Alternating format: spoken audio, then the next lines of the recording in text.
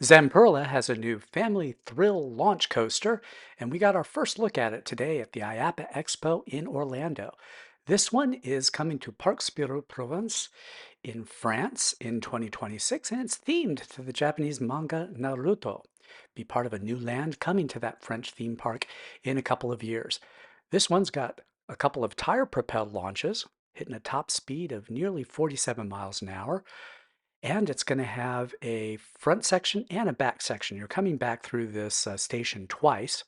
First half has a lot of ground moments, a lot of terrain coaster type of feel, and then you come through that station a second time, and it's going to send you up to another airtime hill, which is going to lead up to a 100-foot spike track.